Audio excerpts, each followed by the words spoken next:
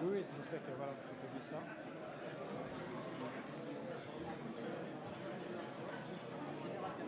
Joël, Comment vas-tu? Ça va? attention, j'ai mon micro.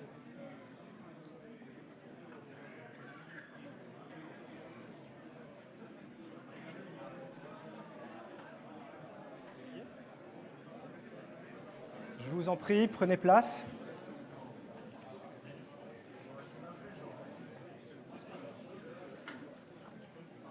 Messieurs les officiers généraux, mesdames et messieurs les professeurs des universités, mesdames et messieurs les officiers, mesdames et messieurs, mes très chers amis, merci d'être venus aussi nombreux aujourd'hui pour ce 4e colloque du MBA Management de la sécurité.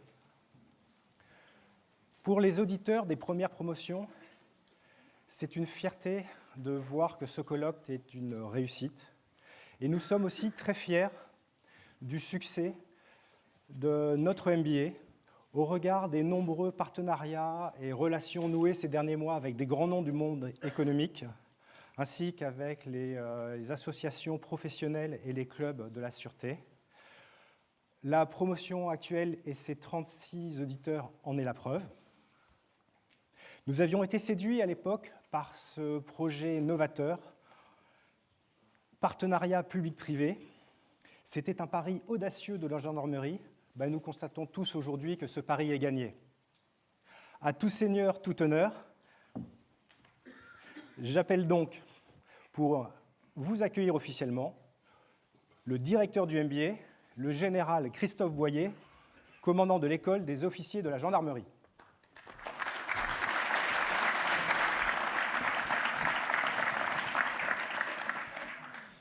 Bien, mon général, mesdames, messieurs les professeurs d'université, membres de l'équipe enseignante du MBA, mesdames, messieurs les intervenants dans ce colloque, mesdames, messieurs les anciens auditeurs et également les auditeurs actuels, mesdames, messieurs, chers camarades, chers amis, comme ça je n'oubliais personne. Si on était dans un monde anglo-saxon, l'usage voudrait que je commence par une blague. N'ayant pas fait l'école du rire, je vais passer à autre chose. L'étape d'après, ça serait éventuellement souhaiter l'anniversaire d'un des intervenants. On vient de le faire, donc je ne le referai pas de nouveau. Enfin, bon anniversaire au professeur David Nakache. Et je jouerai plutôt sur un autre registre ce soir, cet après-midi, pardon. Ce serait plutôt sur le registre un petit peu de l'émotion. L'émotion de me retrouver ici, aujourd'hui, non seulement en tant que commandant ou directeur de l'école des officiers de la gendarmerie nationale, mais également comme directeur du MBA spécialisé management de la sécurité. En effet, je peux m'empêcher de remarquer à cet instant précis le chemin parcouru par ce diplôme depuis ses prémices il y a plus de 6 ans déjà. J'étais alors dans d'autres fonctions, mais déjà aux côtés de celles et ceux qui font désormais partie de l'équipe initiatrice de ce projet. Certains sont là, ils interviendront tout à l'heure devant vous dans le cadre de ce colloque. Ils ont été rapidement rejoints par d'autres qui ont cru dans ce projet dimensionnant pour la gendarmerie.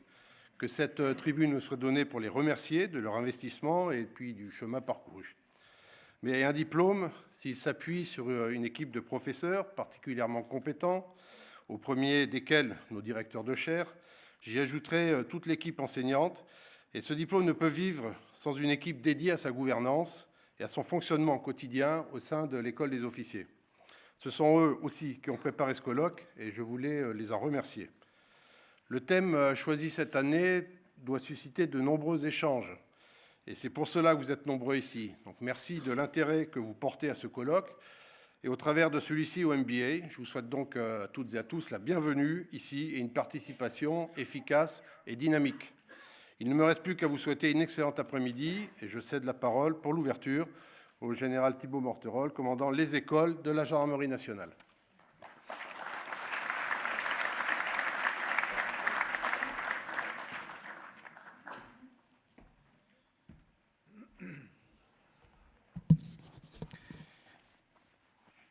Mesdames et messieurs les professeurs, mesdames et messieurs les intervenants qui nous faites l'honneur d'animer ce 4e colloque du MBA spécialisé de l'école des officiers de la gendarmerie nationale, mesdames et messieurs les auditeurs, anciens auditeurs du MBA spécialisé, mesdames et messieurs les personnalités qui nous accompagnent, acteurs de la sécurité, citoyens impliqués dans le sujet, élèves et cadres de l'EOGN, merci à vous tous d'être présents aujourd'hui dans ce lieu de colloque.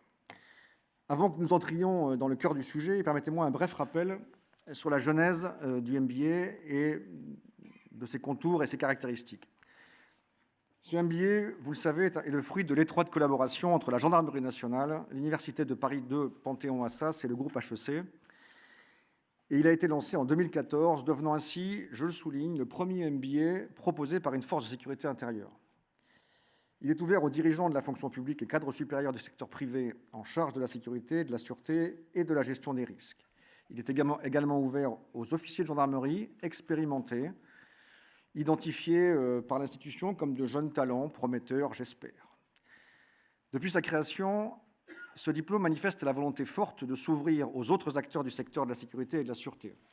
Une volonté qui s'illustre au travers des profils de nos auditeurs externes, mais aussi au travers des nombreux partenariats stratégiques noués avec les administrations reconnues pour leur excellence, avec de grands groupes fleurons de l'industrie française ou encore avec les associations professionnelles qui comptent dans le paysage de la sécurité privée. Le MBA, depuis sa création, depuis son origine, poursuit 3 objectifs. Le premier vise à l'amélioration de la sécurité en amont des phénomènes criminels par une meilleure coopération publique-privée. Coopération, vous le savez, récemment à nouveau encouragée dans le rapport Fauvergue-Toureau sur le continuum de sécurité. Le deuxième objectif concerne la reconnaissance du niveau d'expertise des officiers de la gendarmerie nationale, à l'échelon national comme à l'international, en diffusant une culture professionnelle et le modèle d'un partenariat innovant. Le troisième, enfin, porte sur la promotion du caractère stratégique de la fonction sûreté dans les organisations, et notamment dans les entreprises, aux côtés des partenaires qui œuvrent avec nous à ces dossiers. Pour atteindre ces objectifs et se mettre au niveau des plus hauts standards de formation, le MBA s'appuie sur 4 piliers pédagogiques solides. Il s'appuie d'abord sur une approche pluridisciplinaire et donc globale de la sécurité, le diplôme reposant en effet sur un cursus de quelques 400 heures d'enseignement et surtout une association étroite entre les sciences de gestion, le droit, la géopolitique et la cyber et les enseignements professionnels grâce à nos multiples partenariats. Le deuxième pilier du diplôme, ce sont les 4 chaires, géopolitique, sciences policières et criminelles, management, droit et expertise judiciaire en informatique, confiées à des professeurs particulièrement reconnus qui contribuent de manière essentielle à la réputation et à la crédibilité de notre MBA spécialisé. Le troisième pilier, c'est la qualité des outils et des process pédagogiques permettant de proposer une expérience d'apprentissage de haut rang avec le campus, notamment son campus numérique ou ses classes virtuelles. Le quatrième et dernier pilier, enfin, c'est précisément l'organisation d'un colloque annuel qui permet de croiser les regards des meilleurs experts académiques ou professionnels sur une thématique sécuritaire. C'est donc le thème, particulièrement d'actualité, me semble-t-il, des risques et de la résilience que nous abordons aujourd'hui au travers de 2 tables rondes qui tenteront successivement de définir le collapse, peut-être, les risques, ses enjeux, puis s'interrogeront sur la manière de concevoir et d'organiser la résilience, réflexions qui mettront sans doute en évidence la similitude au moins partielle des enjeux entre les sphères publiques et privées. Pour conclure, je veux saluer le travail des équipes en charge de construire et organiser cette formation, les professeurs, directeurs de chaire et les différents intervenants, et les remercier tous pour leur investissement à nos côtés. Ils ont la tâche compliquée parfois de maintenir ce très haut niveau d'exigence de la formation qui fait la réputation croissante de ce MBA. Je souhaitais également excuser le général de Grande Armée Christian Rodriguez, major général de la gendarmerie, qui devait initialement ouvrir ce colloque, qui a été retenu par des impératifs opérationnels, mais que je crois pouvoir, qui devrait pouvoir passer une tête tout à l'heure et nous saluer dans l'après-midi. Il m'a néanmoins d'ores et déjà demandé de vous remercier tous pour votre engagement sans réserve à nos côtés. C'est donc avec plaisir que je laisse désormais la parole au directeur de chaire et aux intervenants qui vont suivre pour partager avec nous leur vision de ce vaste sujet lié au risque et à la résilience. Je vous remercie.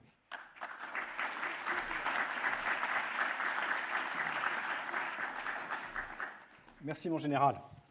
Donc, avant la première table ronde, comme il est devenu d'usage dans ce colloque, j'appelle pour leur propos introductifs nos 4 directeurs de chaire. Titulaire de la chaire de géopolitique, monsieur le professeur des universités Pascal Chéniaud. Mon cher Pascal, vous présidez la section sciences politiques à l'université de Paris-Sorbonne et du Centre de géopolitique d'HEC. J'appelle le titulaire de la chaire de droit et d'expertise judiciaire en informatique, monsieur le professeur David Nerkash. Vous êtes également professeur à Normal Sup et ancien directeur du master expertise économique et juridique des systèmes d'information à l'Université de Paris II. Titulaire de la chaire de management, madame le professeur des universités Véronique Chanu. Vous présidez également le laboratoire de recherche en gestion de Panthéon-Assas, la GERPA, ainsi que le CIFOP. Titulaire de la chaire des sciences policières et criminelles, monsieur le professeur Alain Bauer. Vous êtes également professeur en criminologie au Conservatoire national des arts et métiers et président du Conseil supérieur de la formation stratégique. Mon cher Pascal. Debout ou assis. Dans un mot général, mesdames, messieurs, chers collègues, ne voyez aucune discourtoisie dans ma posture, mais dans un parallélisme des formes, puisque vous êtes assis, souffrez que je me permette la même position. Je voudrais, mon général, vous remercier pour avoir permis, dans le cadre du partenariat HEC qui nous est cher, que soient présents aujourd'hui des administratifs, des représentants de l'executive MBA, du MBA et de la grande école. La géopolitique étant donc mon tropisme scientifique, je dispose de 5 minutes pour essayer de vous convaincre en termes de risque et de résilience que cette discipline doit être prise en considération pour une appréciation de situation. L'actualité nous fait obligation d'évoquer ce qui se passe à l'est de Deir el-Zor. La problématique des combattants étrangers n'est pas sans avoir des effets induits sur notre pays. Et je voudrais raisonner en 3 temps. Oui, nous sommes sur la désagrégation du califat territorial. Néanmoins, nous ne devons pas nous satisfaire de cette simple analyse. Et dès lors, se poserait la problématique, que faire ? Le califat territorial est en train de se décomposer sous vos yeux, avec, comme corollaire, une perte de moyens, une perte d'organisation, une dissension entre les chefs et une perte de crédibilité et d'image. Si nous regardons ce qu'il en est dans la zone Sirac, la chose est flagrante. Nous voyons très clairement que les Peshmerga, qui ont été des 2 côtés de la frontière au cœur du système, néanmoins, se retrouvent avec un départ des États-Unis, en tout cas dans le dossier syrien, dans une posture dont le moins que l'on puisse dire est qu'elle est inconfortable. Regardons ce qu'il en est relativement à la bande sahélo-saharienne. Nous avons évité le pire. Nous avons évité le pire puisque Al-Mourabitoun est sérieusement affecté, que la jonction entre les zones du nord, les zones Kanouri de Bordeaux et d'Adawama, Boko Haram, n'ont pas fait de jonction jusqu'à la boucle du Niger. Et nous voyons que le Premier ministre français se déplacera demain sur une zone BSS où le travail d'éradication des risques les plus élevés a été opéré.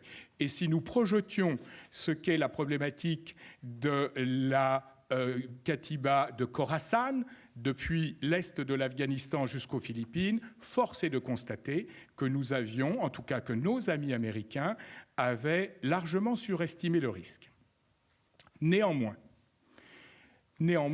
vous avez aujourd'hui des zones de repli, réorganisation, et les États faillis, Yémen, Libye, sont autant d'opportunités pour que nous soyons demain affrontés à d'autres poches. À la question « Comment se fait-il qu'il y ait au Yémen une guerre dans la guerre conduite par les Émirats arabes unis, Abu Dhabi essentiellement, et le sultanat d'Oman ?» La réponse est « Ils veulent suturer la problématique yéménite pour ne pas la reprendre en effet de piston. » En Libye, il n'est pas interdit de penser que la République française se doive de réintervenir, fût-ce discrètement, dans les mois qui viennent. Quand nous analysons la poche de Ferghana, elle est en plein sur le tracé des nouvelles routes de la soie terrestre pour le chinois, et le partenariat russo-chinois sur l'éradication des menaces terroristes est une problématique qui va changer la configuration des rapports de force régionaux. Il n'y a pas que la recomposition territoriale qui doit être notre problématique. Il y a le fait qu'ils préparent ce qu'ils ont appelé, Mohamed al-Souri, le retour au désert, la Baqiya. Donc, le prétendu État islamique, proto-Eka, ad-Dawla al-Islamiyya, est aujourd'hui dans une logique de retour à la clandestinité, de réorganisation et de modes opératoires dont nous continuons d'être les victimes. Ayant dit cela, que faire face à ce type de problématique? 1. Ne pas oublier la perception de la France par nos interlocuteurs. Quand le site d'Abik existait encore, rappelez-vous que nous ne cessions d'être la wilaya symbolique numéro 1. Nous sommes leur ennemi prioritaire.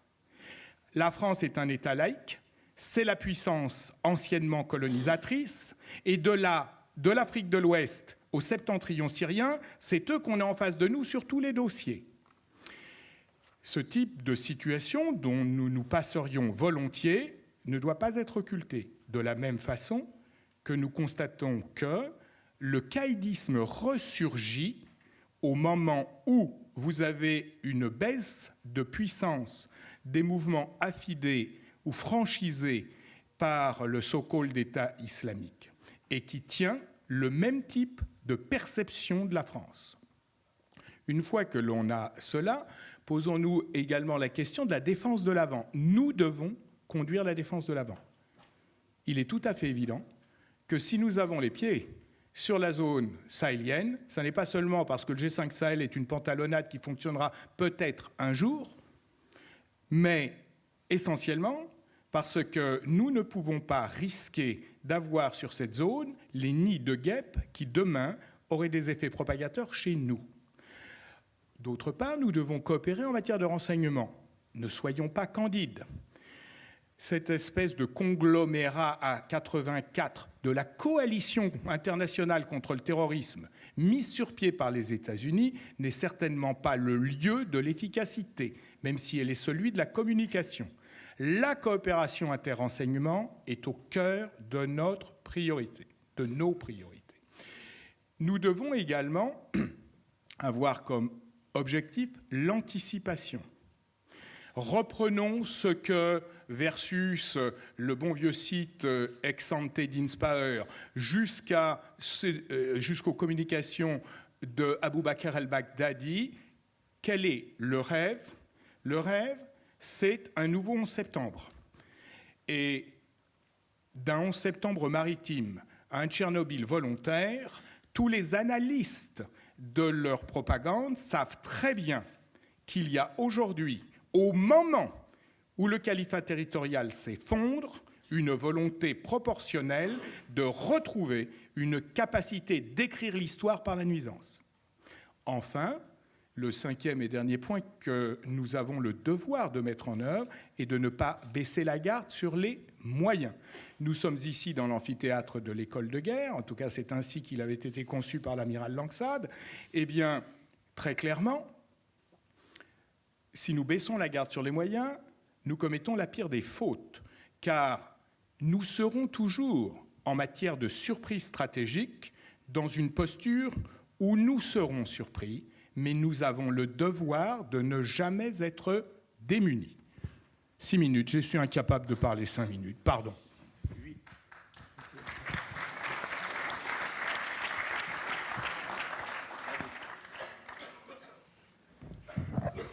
Alors, sur le volet cyber, sécurité informatique, qui est mon domaine de spécialité, lorsqu'on m'a demandé de souligner quelques points d'actualité de la recherche assez rapidement en ce qui concerne la résilience et les risques, j'ai choisi de m'étendre un tout petit peu sur ce qui se passe en ce moment en Chine, pour commencer, qui est une association assez impactante de l'intelligence artificielle d'une part et de techniques biométriques d'autre part. Donc aujourd'hui, si vous allez à la province de Xi'an, ça s'écrit Xi'an, ok, pour Xi'an, ok, voilà, Xi'an. Et vous verrez qu'en fait les policiers sont équipés de lunettes. Alors c'est l'équipement en fait standard des policiers. Ces lunettes-là sont fabriquées par une grande entreprise chinoise qui fabrique aussi des téléphones mobiles. Et en fait, ils permettent aux policiers de visualiser en temps réel le crédit social des personnes qui passent dans la rue. Alors, qu'est-ce que c'est le crédit social ?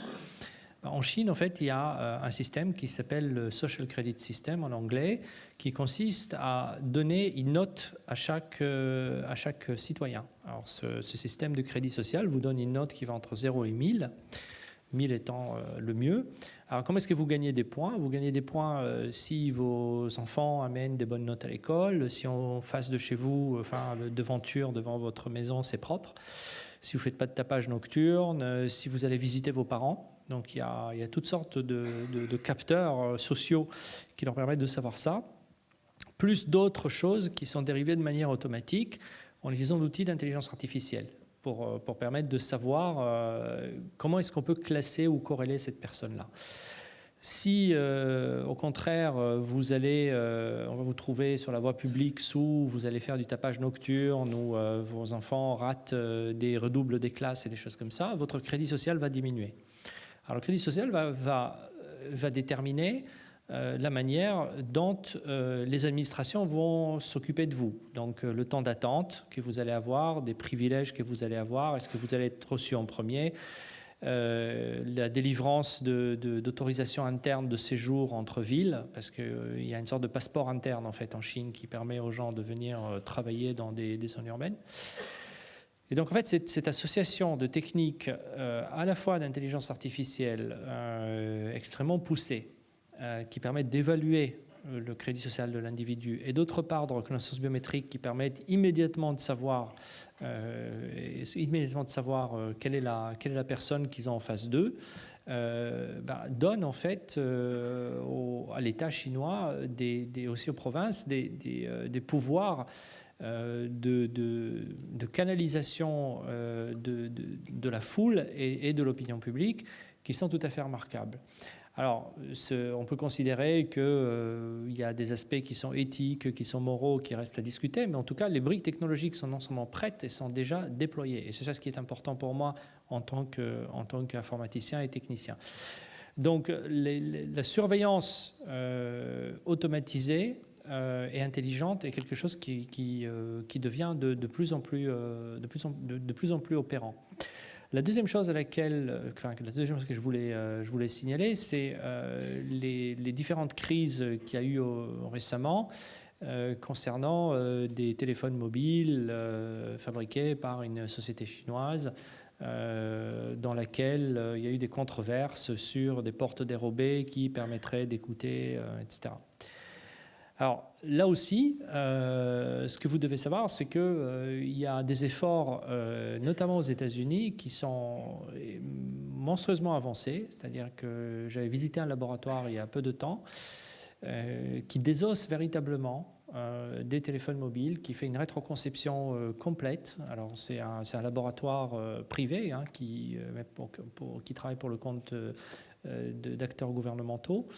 Et donc, des États prennent extrêmement au sérieux ce genre de menaces et essayent aujourd'hui de pouvoir véritablement comprendre, mais jusqu'au niveau le plus bas, exactement ce qui se trouve dans des produits utilisés par le grand public. Alors, dans la feuille de route de rétroconception de ces programmes-là, qui sont très largement pourvus en financement, il y a des téléphones et des tablettes qui sont rangés par ordre de popularité sur le marché. Et donc, ils passent systématiquement en analyse. Donc, je pense qu'en fait, ces deux points-là sont des points majeurs dont on entendra parler dans les mois et les années qui viennent. La sécurité des dispositifs qu'on utilise et, par extension, la manière d'utiliser d'une façon sûre un dispositif qui ne l'est pas. Donc il y a beaucoup d'entreprises qui essaient de travailler là-dessus. C'est-à-dire, je suppose que le téléphone mobile que j'achète n'est pas sûr. Qu'est-ce que je peux installer dessus ou qu'est-ce que je peux faire dessus pour, de toute manière, pouvoir l'utiliser, même si une puissance étrangère essaye de prendre connaissance des données qui circulent. Vous pourrez penser à ça un petit peu comme un fourgon de transport de billets qui est une enceinte sécurisée qui passe dans une zone de guerre. Donc la zone de guerre n'est pas sécurisée, mais on arrive quand même à utiliser une route qui n'est pas sécurisée de manière sécurisée en ayant des accessoires qu'il faut. Voilà, donc ces deux points-là, je pense étaient notables à mentionner en 5 minutes. Et si on me demandait aujourd'hui me focaliser sur les 2 points principaux sur lesquels on développe de la résilience et des risques, d'une part, je mentionnerai ces deux-là.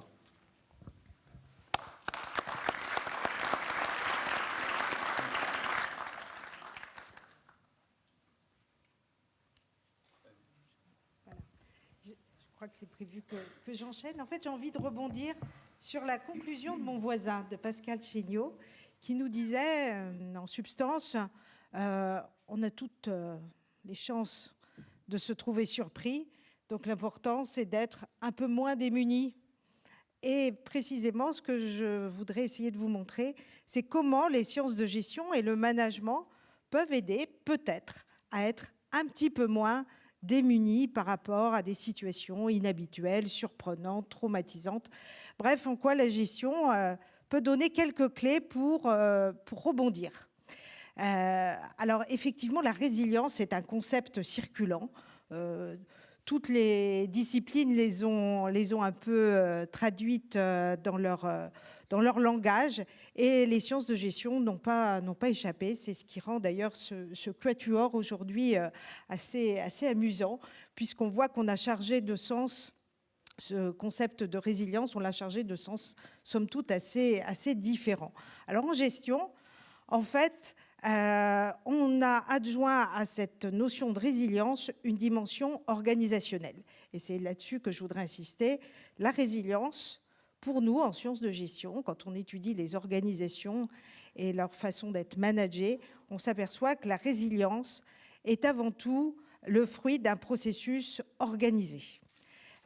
Et ça, on l'a tiré de nombreux travaux empiriques. On aime à citer celui qui était un petit peu le promoteur du concept dans la discipline, qui est un certain Carl Weick, qui avait commencé ses études sur la résilience à partir de l'observation d'une équipe de sapeurs-pompiers, d'une équipe de 16 membres, dont 13 avaient péri en intervention, faute précisément de résilience.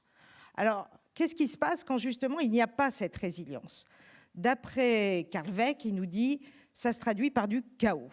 Le chaos, par le retour à des réflexes assez primaires, c'est ce qu'il appelle l'épisode cosmologique, très caractéristique selon lui de ce manque de résilience. On se trouve dans un univers qui n'a plus de sens, où tous les repères rationnels sont perdus. Et à tel point qu'après, il y a des phénomènes amplificateurs qui créent de la panique, qui fait que les rôles sont mal compris, mal endossés. En particulier, ce qui est très caractéristique dans ces situations, c'est que le leader, il n'a plus de prise sur son équipe. Ses consignes ne sont plus comprises. Donc tout se délite, et il y a ces phénomènes de propagation de panique. Alors, comment retrouver une disposition à agir collectivement? Eh bien, d'après Carl Weick, il y a quelques petites clés qui se trouvent derrière des conseils simples. Déjà, retrouvons une capacité à improviser. Et je dirais la capacité à improviser, elle se prépare. Elle se prépare évidemment par des exercices, mais aussi par une culture de l'improvisation. Ce qui fait qu'en situation, on est capable, par exemple, d'intervertir les rôles. Deuxième piste, promouvoir de nouvelles habitudes de travail et une culture de la résilience qui permet notamment de développer ce Carl Weick appelle une vigilance réciproque, une attention à l'autre, une forme d'écoute, et un respect aussi pour ce que font les autres. Bref, c'est une forme de sagesse qu'il faut savoir développer, qui est à la source de résilience. Et finalement, c'est un petit peu toutes ces capacités qu'on essaie d'aiguiser dans le cadre du MBA. Et j'insisterai, pour conclure, juste sur une de ces capacités qu'on essaie de déployer au MBA, c'est la capacité à s'étonner, cultiver le doute.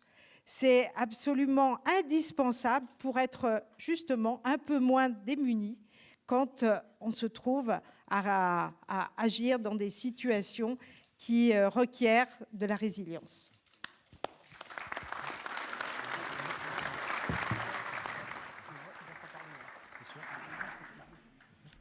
Bien, mesdames et messieurs, comme vous avez pu le constater, le quatuor est à la fois à cordes et à vent. Certains pourraient penser que nous sommes des cavaliers, mais sans une magie trop visible. En tout cas, elle est plus pédagogique que spectaculaire. Et si nous avons voulu présenter tous les quatre ensemble cette session du colloque annuel du MBA, c'est parce que nous travaillons ensemble avec les équipes de l'école et de la gendarmerie pour essayer de le rendre le meilleur possible, même si son statut est très particulier. Il n'est pas vraiment un MBA de gestion, il n'est pas vraiment un MBA d'informatique, il n'est pas vraiment un MBA de géopolitique et il n'est pas vraiment un MBA de criminologie. Il est le MBA de la gendarmerie, unique en son genre, seul issu effectivement d'une force de sécurité publique, mais qui a vocation, je le pense, d'ici quelques semaines, à être reconnu et être accrédité dans des conditions qui seront équivalentes à celles de l'ensemble du processus MBA. Nous l'avons voulu aussi parce qu'il voulait rendre hommage non seulement à nous-mêmes, l'autocélébration est toujours extrêmement agréable, mais aussi à vous. À vous parce que pour la première fois, ce colloque a été co-géré et voulu avec des étudiants, des auditeurs, des anciens et des présents du MBA, car nous avons été impressionnés, je crois chacun d'entre nous, que nous ayons été vos enseignants ou les présidents ou les assesseurs de vos jurys, par la qualité des travaux qui nous ont été présentés au fil des ans et l'augmentation de cette qualité. Et nous sommes très satisfaits d'avoir réussi à associer dans cette séance la reconnaissance non seulement de la qualité du travail, de la qualité de la présentation, mais de la continuité dans la transmission de ce qui est le rôle d'un MBA et j'espère demain d'un DBA.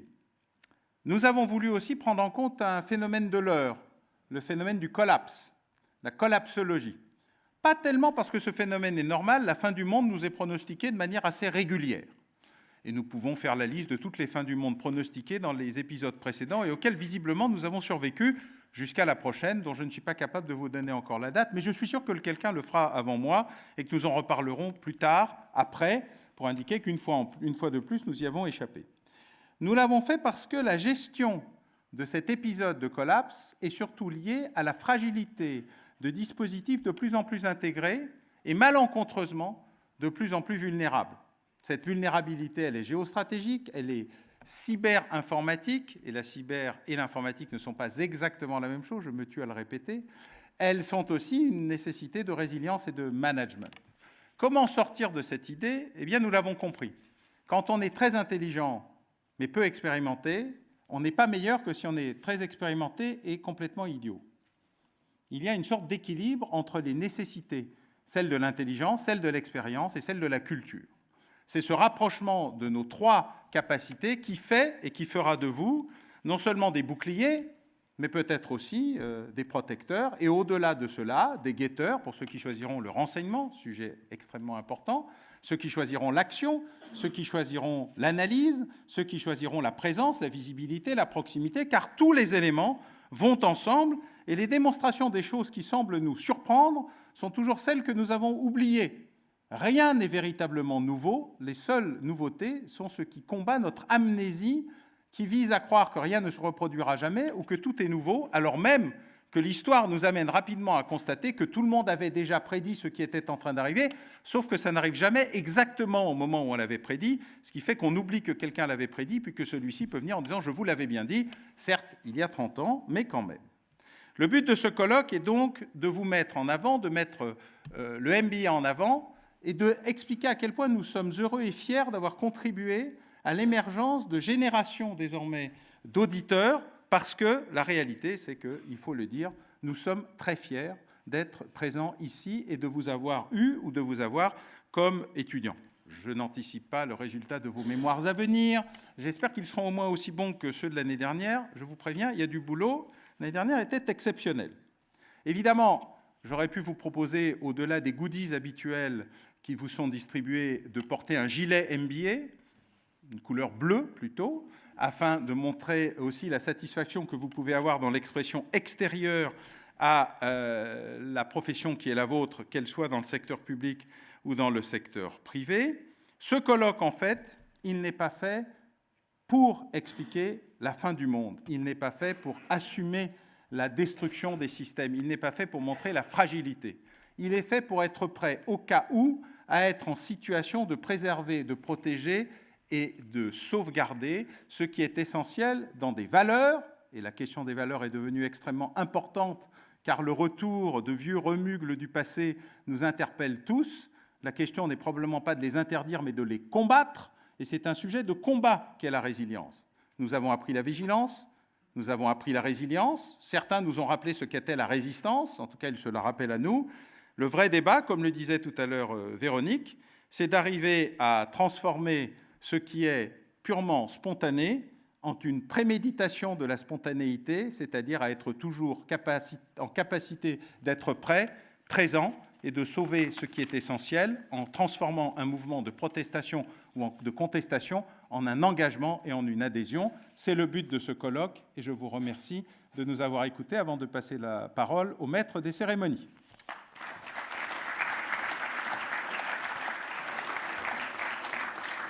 Merci Madame et Messieurs les professeurs. Je tiens à remercier aussi, vous nous faites l'honneur de votre présence à ce colloque, le général de corps d'armée Christian Rodriguez, major général de la gendarmerie. Pour notre première table ronde, enjeu du collapse et typologie des risques, j'invite à monter sur la scène le commandant Thomas Fressin du Centre de recherche de l'OGN, le colonel Rémi Février, ancien officier d'active, maître de conférence au CNAM et fondateur du MBA, monsieur Olivier Asside, directeur du département conseil sûreté et sécurité du cabinet PricewaterhouseCoopers, madame Stéphanie Févé de la SNCF, auditrice et major de la 4e promotion, ainsi que le capitaine Fabien Lacombe de la direction des relations sociales de l'ADG. Pour animer cette table ronde, monsieur Jean-Louis Terrier, maître de conférence à HEC et à Sciences Po, fondateur et président de Crédit Risque International. Monsieur Jean-Louis Terrier, vous avez 55 minutes et nous poursuivrons aussi par une vingtaine de minutes de questions-réponses. Oui, mesdames, messieurs, officiers supérieurs de la gendarmerie, à la différence de la plupart des personnes ici présentes, je dois d'abord me présenter. Je suis un homme d'affaires. C'est d'ailleurs à ce titre que j'ai enseigné et enseigne encore à HEC, à Sciences Po, à l'ENA, y compris d'ailleurs au sein de ce master management de la sécurité, dans le but sans doute de lancer une passerelle entre vos préoccupations de protecteur de nos compatriotes et ma vocation d'accompagnateur des entreprises dans leur prise de risque à l'étranger. Oui, puisque le métier que j'exerce depuis 35 ans maintenant est celui d'évaluer les risques pays. Alors, je me garderai d'introduire le thème de cette première table ronde, enjeu du collapse et typologie des risques. Ce titre se réfère à la collapsologie, chère à son grand maître Alain Boer, comme l'art d'anticiper le plus souvent par la fiction une accumulation de micro-événements susceptibles de produire des phénomènes dévastateurs. Nous allons donc modestement tenter en une petite heure de lister quelques risques, d'en approfondir un ou deux, voire trois, et de les mettre en situation à propos d'un cas, pourquoi pas, qui a été analysé avec mes deux voisins de gauche, Stéphanie Févé et Fabien Lacombe. Nous leur donnerons la parole en avant-dernier. Et on va d'abord écouter le commandant Thomas Fressin, chef du pôle donc recherche au centre de recherche de l'OGN, qui va essayer de tenter une typologie très rudimentaire, bien entendu, et un petit peu provocante. Merci, monsieur le professeur. Mon général, mesdames et messieurs les professeurs, chers camarades, mesdames et messieurs. Il me revient donc en effet de débuter cette table ronde en vue de poser quelques concepts généraux liés aux enjeux du collapse. Alors pour ne pas perdre de temps, car nous sommes tous contraints dans le temps ici, je vous propose donc d'aller droit au but, droit à l'essentiel, à savoir qu'est-ce que le collapse. Alors concrètement, le collapse, comme ça a été déjà dit, évoque l'idée d'effondrement, d'affaissement. En d'autres termes, le collapse implique un état de choc, un état de rupture. Une fois que nous avons dit cela, ce qu'il faut retenir, c'est que le concept de collapse a récemment donné naissance à un autre concept, la collapsologie. Alors, qu'est-ce que la collapsologie ? Ce concept est un néologisme, que soyons clairs là-dessus, né en 2015 dans un ouvrage de deux chercheurs, Pablo Servigne et Raphaël Stevens, ouvrage intitulé « Comment tout peut s'effondrer ? Petit manuel de collapsologie à l'usage des générations présentes ». Alors, depuis la publication de cet essai, plusieurs chercheurs se sont interrogés sur ce concept et l'ont même parfois vivement critiqué. Mais je n'entrerai pas ici dans les détails et l'historique de ces critiques, elles ne nous apporteraient sans doute pas grand-chose.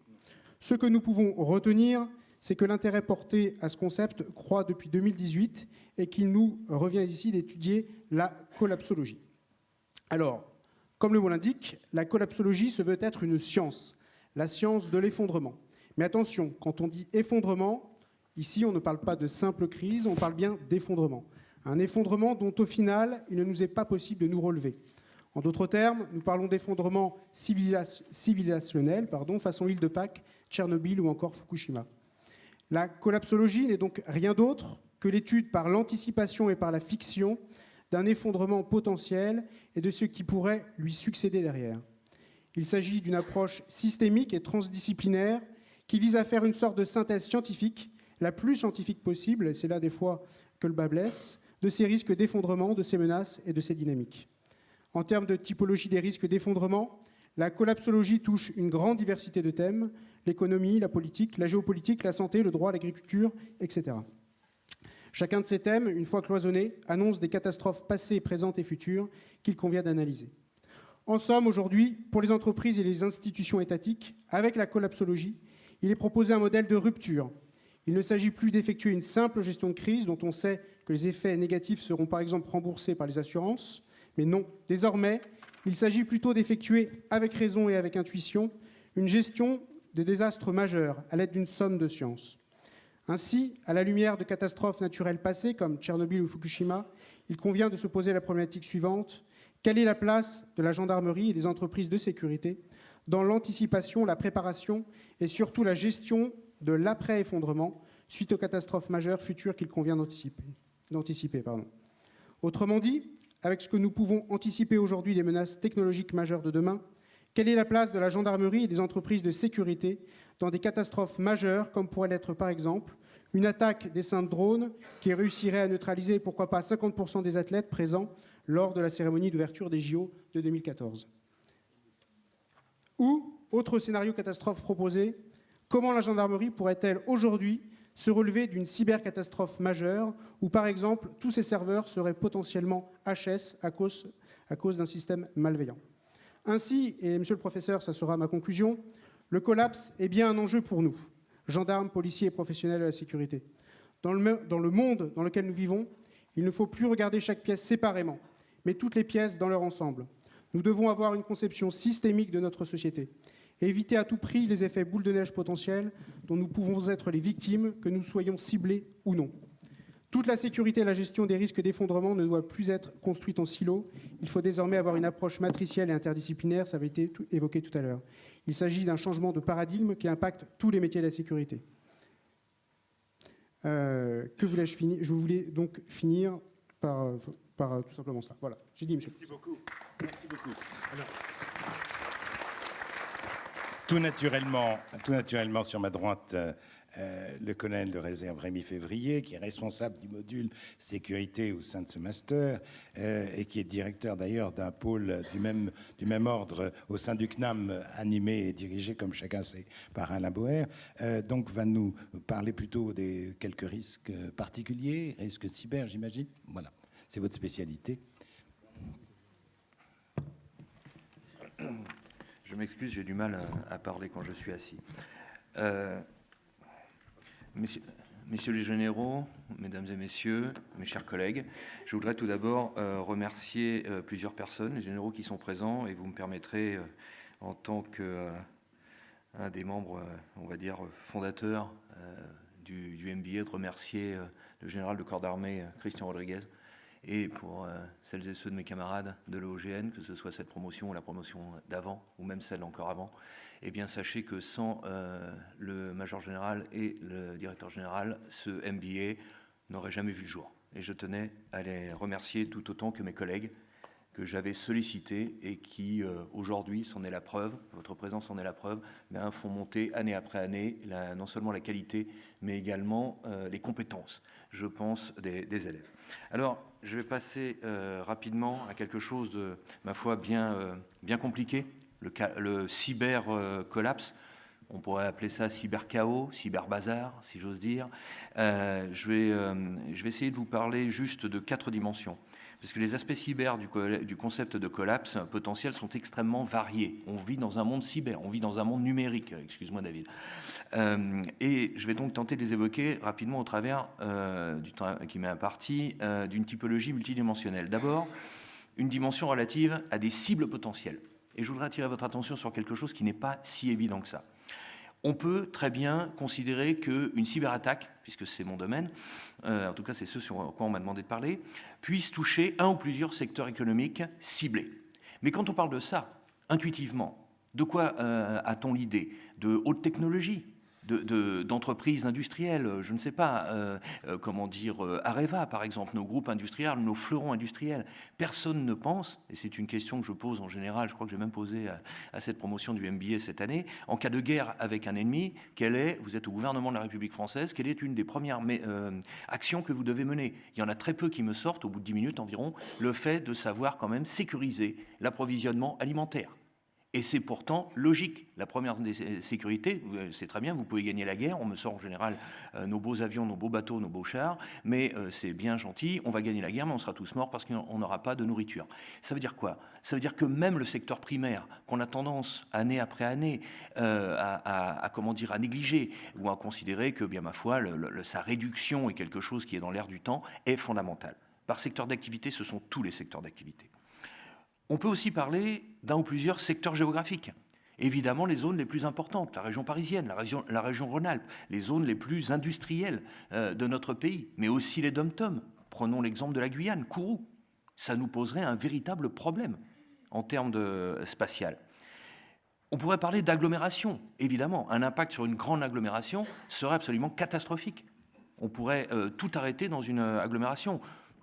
Je donne un exemple tout bête, hein. Vous savez à quel point il est difficile de circuler à Paris en temps normal. Imaginez, moi, ce qui me fait penser à quelque chose qui se rapproche du purgatoire, imaginez tous les feux clignotants, tous les feux rouges de Paris en clignotant. Rien qu'à y penser, j'ai l'impression d'être au purgatoire. Est-ce que ce serait extrêmement compliqué? Je pense qu'il y a des systèmes, je suis même certain qu'il y a des systèmes, mais ça vous montre juste que quelque chose qui peut paraître complètement trivial peut s'avérer un véritable levier de collapsologie, comme tu le disais, Thomas. On pourrait aussi, évidemment, parler d'institutions étatiques majeures, c'est-à-dire les institutions qui abritent le gouvernement, des institutions militaires, des centrales nucléaires, tout ce qui fait partie de la défense nationale et de notre puissance. Mais il faut aussi parler, me semble-t-il, pour avoir une vision complète, et dans le deuxième table ronde, je pense que justement des solutions seront proposées, la dimension relative au flux. Il n'y a pas que les zones, il y a aussi les moyens de transport. Et dans les moyens de transport, j'attire votre attention sur un moyen de transport qui permet quand même de transporter 90% des marchandises dans le monde, c'est le maritime, avec des bateaux qui sont de plus en plus connectés. Aujourd'hui, des failles existent sur tout un tas d'objets connectés. Ça va de la montre jusqu'à la voiture, en passant par le bateau. Le secteur aérien, j'étais intervenu il y a 2 ans sur le sujet. Je vous rappelle qu'il y a des avions qui ont été hackés, l'un par un hacker à l'intérieur de l'avion et l'autre depuis un hacker à l'extérieur de l'avion. Ça peut être des trains, ça peut être du ferroviaire, du routier. Il n'y a pas besoin de bloquer des péages. On peut faire ça de manière cyber. Des plateformes multimodales, c'est-à-dire des grands centres de logistique qui empêcheraient une zone géographique complète d'être approvisionnée. Des smart grids.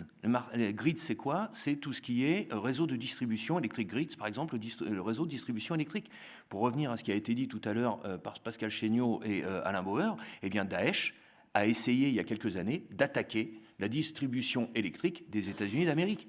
Ils n'y ont, Dieu merci, pas parvenus, mais ils ont quand même essayé. Et quand on met ça en perspective avec ce que nous a évoqué tout à l'heure le professeur Chéniaud, il y a de quoi quand même se poser de véritables questions. Les smart cities. Nous sommes de plus en plus connectés, y compris au sein d'une ville et pas seulement avec les feux de signalisation. Et puis enfin, une dimension relative aux attaquants. Il y a évidemment les États. Il n'y a pas que des bureaux de vote ou des réseaux sociaux. Il y a un véritable enjeu de cyberattaque au niveau étatique, vous le savez tous. Des organisations criminelles non étatiques, on n'y pense pas assez, mais vous avez aujourd'hui des organisations criminelles qui ont compris qu'il était beaucoup plus rentable d'attaquer un pays depuis un pays étranger plutôt que de braquer des supérettes ou des banques. Il n'y a plus que des demeurés qui font ça. Les gens les plus intelligents, malheureusement les mafieux sont en général complètement fous, mais quelquefois dotés de quelques neurones, eh bien ils font des attaques cyber, si possible, devant un pays étranger. Et puis évidemment des terroristes. Et ça, c'est un vaste sujet. Alors, pour terminer, je vous dirais que ce qui me pose le plus de problèmes, ce sur quoi je souhaiterais qu'on réfléchisse, c'est que tous les systèmes dont je viens de vous parler, quels que soient les domaines, quelles que soient les zones géographiques, reposent sur une faiblesse qui me semble la faiblesse fondamentale. Ce sont les systèmes qu'on dit SCADA. Ce sont des systèmes de gestion industrielle. Ces systèmes posent un vrai problème. Pourquoi? On les trouve dans les avions, on les trouve dans les bateaux, on les trouve dans n'importe quelle chaîne de production, parce que ce sont des systèmes anciens, dont la conception n'a jamais pris en compte, à un moment ou à un autre, la sécurité. Pourquoi? Parce que la plupart du temps, la conception relève d'une période qui était antérieure à Internet. Or, aujourd'hui, de plus en plus, ils sont connectés. Ça veut dire que ce sont des systèmes qui ne sont pas suffisamment sécurisés. Et je pense que s'il y a un enjeu pour éviter le cybercollapse, c'est ce que tu disais, Alain, tout à l'heure, le fait d'éviter, eh bien, je pense qu'une des priorités, c'est de sécuriser ces systèmes SCADA. Je vous donnerai, pour terminer, 2 exemples de ce qui peut arriver avec un système SCADA. Je ne sais pas si parmi vous, j'imagine parmi vous, beaucoup de gens ont entendu parler de l'attaque de WannaCry. L'attaque WannaCry, c'était une faille découverte et mise à disposition chez Wikileaks par le groupe Shadow Brokers, qui avait réussi à pénétrer les outils de pénétration informatique de la CIA et dont la faille avait été corrigée par Microsoft en février 2017. L'attaque WannaCry a eu lieu en mai 2017. Ça veut dire que les entreprises qui ont été attaquées avaient visiblement quelques soucis en matière d'update de leur système de défense.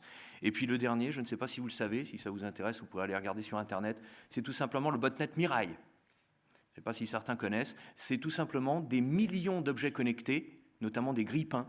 Ça peut paraître étonnant, hein, des grille-pains, des réfrigérateurs et même des ours en peluche connectés, qui ont permis d'avoir une force de frappe de plusieurs millions de vecteurs, qui ont permis de rendre down, c'est-à-dire de déstabiliser et d'arrêter un certain nombre de serveurs Internet. Alors, je pourrais vous en parler longtemps, je me contenterai juste de ce petit panorama pour vous dire que dans le domaine, comme l'a dit Thomas, effectivement, de la collapsologie, le cyber, évidemment, prend toute sa place, comme dans la vie, si j'ose dire, réelle. Merci.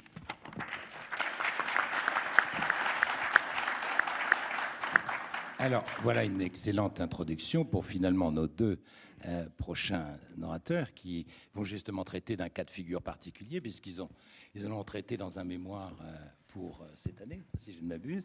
C'était très remarqué et très remarquable, même si je ne l'ai pas encore lu, sur les JO de 2024. Donc, Stéphanie Février, vous êtes... Non, Stéphanie Févé, pardon. Vous êtes directrice à la direction de la sécurité de la SNCF, en même temps que Fabien Lacombe, donc, qui est notre capitaine ici. Et vous avez donc été les 2 étudiants et rédacteurs de ce mémoire. Donc, je vous passe tout de suite la parole. Merci beaucoup.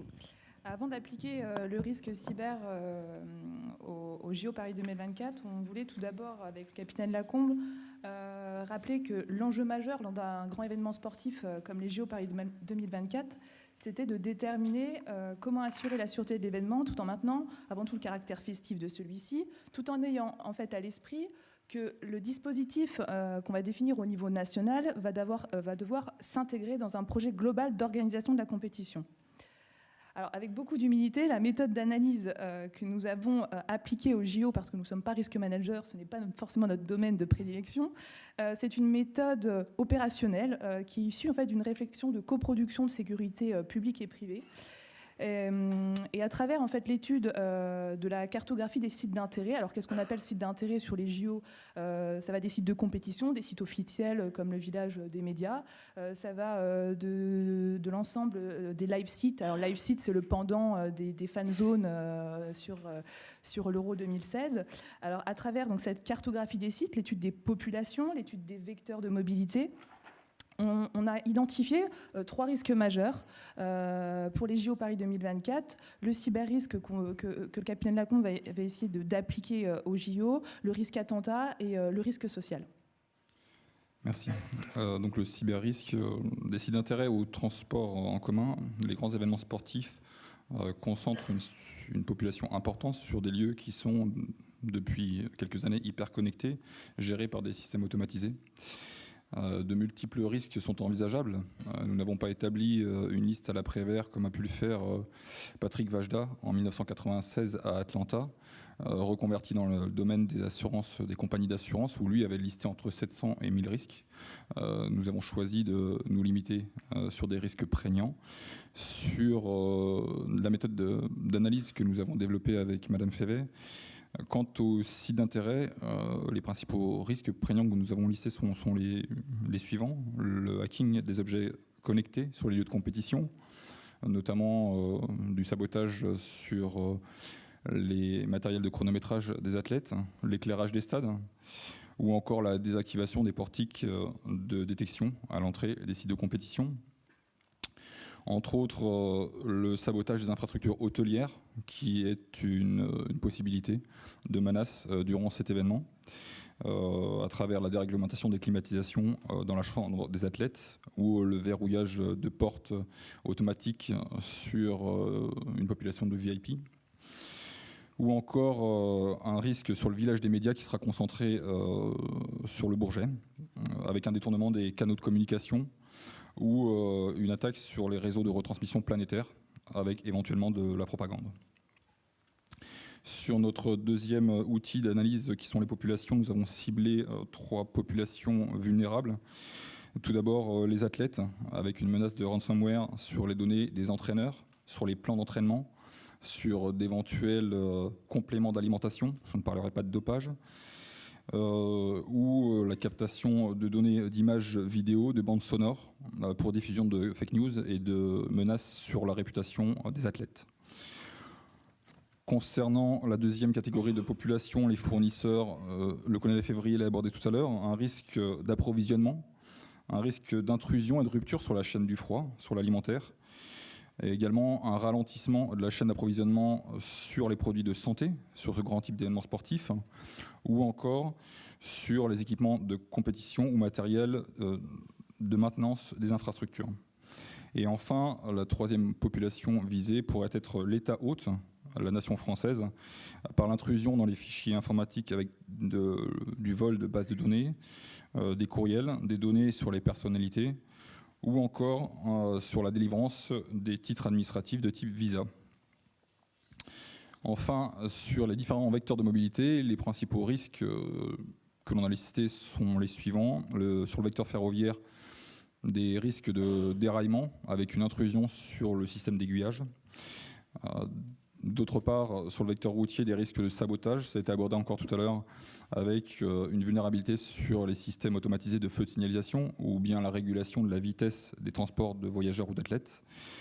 Et enfin, sur le vecteur aérien, un risque connu depuis le 11 septembre 2001 avec des détournements à distance de vol pour ralentir des athlètes ou se servir d'un avion comme arme par destination. Si le cyber actuellement est un risque très tendance, voire fantasmé, il ne faut pas minorer le risque attentat.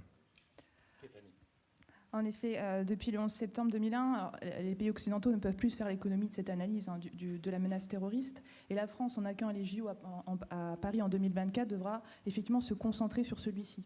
Alors, sans refaire l'historique des derniers attentats que nous avons subis, de la tuerie de masse pour exterminer le maximum d'innocents au Bataclan en 2015, en passant par l'utilisation du poids lourd comme arme par destination sur la promenade des Anglais à Nice en 2016, les serviteurs de l'État islamiste sont incités ces derniers temps à agir de manière isolée, à modifier leur mode opératoire avec des moyens rudimentaires.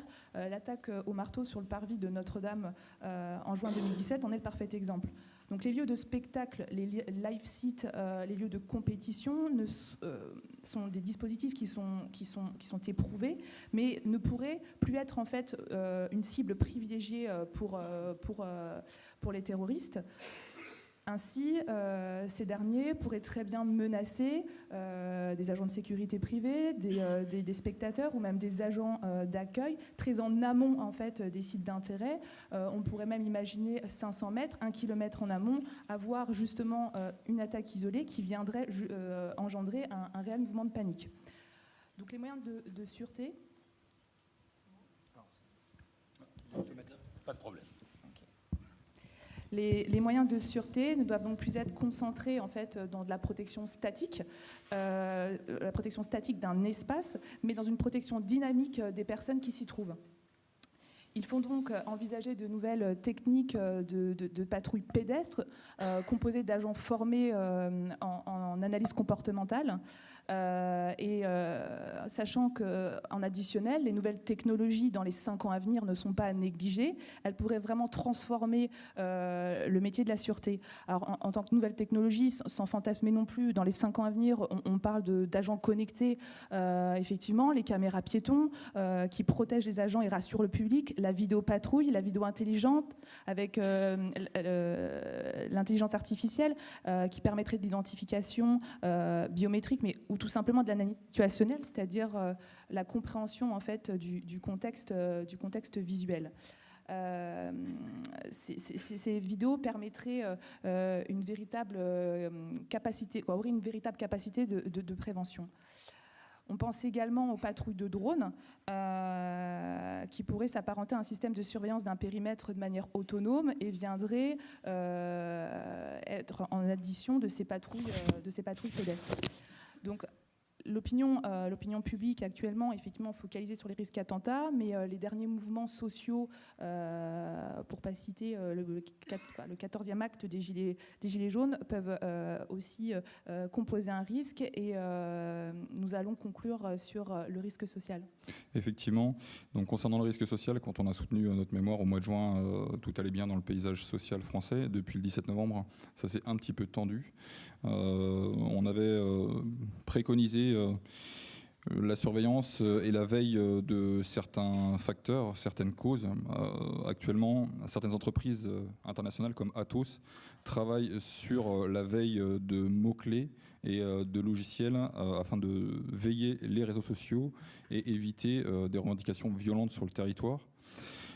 Les 4 principaux facteurs, les principales causes qui pourraient être veillées sont l'isolement d'une partie de la population dans les zones périurbaines, sans rappeler les événements qui ont connu par la France en 2005.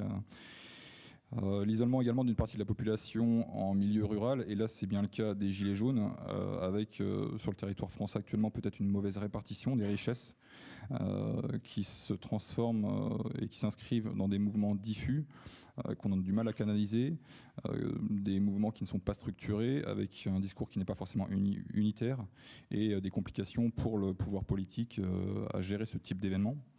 Quand, en plus de ça, ne s'agrègent pas des mouvements identitaires radicaux, extrême droite et extrême gauche, type Black Bloc, qui eux sont très structurés, qui sont armés de manière rudimentaire, mais peuvent être très violents vis-à-vis des forces de l'ordre. Je rappellerai le sommet de l'OTAN en 2009 à Kiel.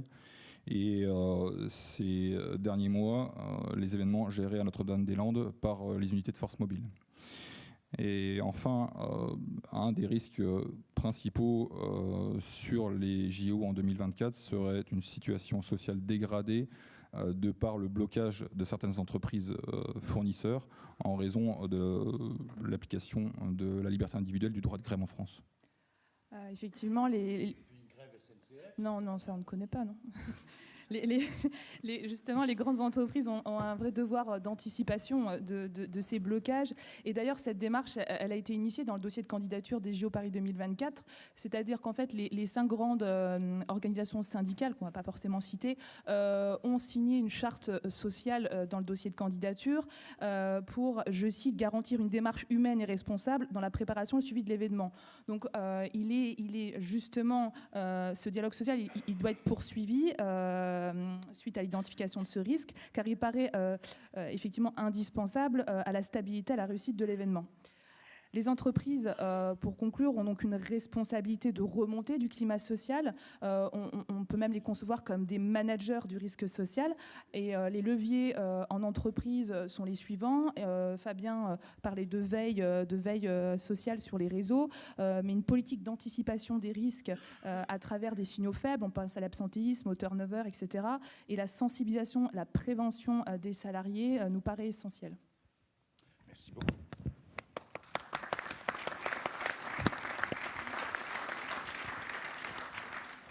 On reviendra avec les questions, j'imagine, sur votre travail. À ma droite, Olivier Asside. Donc, vous êtes directeur à Pricewaterhouse, vous êtes en charge du conseil aux entreprises sur la sécurité, la cybersécurité, l'intelligence économique, la due diligence, la compliance. N'en jetez plus. Mais c'est surtout, Olivier, c'est que vous avez quand même une sacrée expérience dans ce domaine-là, de la sécurité, et pas simplement de la cybersécurité. Vous avez dirigé pendant 8 ans le club des directeurs de sécurité des entreprises, donc vous vous rapprochez de moi là. Et puis la revue également Sécurité et stratégie de la documentation française. Donc Olivier, c'est à vous, et vous allez élargir donc du coup le débat. Merci beaucoup. Alors, je ne vais pas vous présenter une suite de risques. On m'a demandé comment étaient les risques de sûreté. Et l'objet ici, ça ne va pas d'être de vous faire une liste à l'après-vert des risques de sûreté qui peuvent entraîner un collapse. Alors déjà, je vais uniquement vous faire part de quelques réflexions propres qui sont peut-être totalement inapropos, et vous me le direz. La première réflexion, c'est je me suis demander comment on pouvait faire intervenir un consultant sur la notion de collapse. À chaque fois, depuis 1 an, je le dis souvent, quand j'étais au CDSE, je voyais très peu les dirigeants d'entreprise. Depuis 1 an et demi, je vois beaucoup les dirigeants d'entreprise. Et ils m'interrogent sur les risques. Les risques graves, qu'est-ce qui peut arriver en matière de sécurité globale. Ils sont très intéressés. D'ailleurs, je vous invite à lire l'étude, le CEO Survey de PwC sur les menaces auxquelles les CEO pensent, et les risques de sécurité rentrent dans le top 5 des risques auxquels ils se sentent impliqués, concernés. Mais néanmoins, quand je discute avec eux et je leur dis, pour vous, quels sont les risques? Est-ce qu'on peut envisager? Alors, je ne parle pas de collapse, et je ne maîtrise pas bien cette notion-là. D'ailleurs, il me semble qu'en français, on parle de collapsus plutôt, mais je peux me tromper. Je leur fais part sur leur entreprise quels peuvent être les risques majeurs. Donc, on les amène à travailler sur ce qu'on appelle une cartographie des risques et essayer d'identifier les risques graves. Alors, il faut qu'ils soient graves, mais pas trop graves. Voilà. Et donc, la notion de collapse est inenvisageable dans une cartographie des risques. J'ai 2 collaborateurs dans la salle, dont un qui est spécialisé sur le sujet. Il peut me reprendre, mais il serait très difficile d'amener sur une cartographie des risques d'effondrement qui puissent durer plusieurs semaines, voire plusieurs mois. Le retour à la machine à écrire, tel que certaines entreprises ont pu le rencontrer sur WannaCry, c'est inenvisageable auprès d'un dirigeant d'entreprise. Et même ceux qui ont été confrontés à ce problème, 18 mois plus tard, ne veulent surtout plus y penser. C'est passé, on peut revenir à une situation normale. Donc, je ne suis pas très à l'aise pour appréhender la notion de collapse en tant que consultant, puisqu'on me demande de surtout pas aborder ce sujet. Néanmoins, je vais vous faire part de mon expérience passée. non pas en tant que consultant, mais passé. Moi, la notion de collapse, ça me fait penser à la notion de collapsus, et plus particulièrement de collapsus topique, qui est une notion psychanalytique.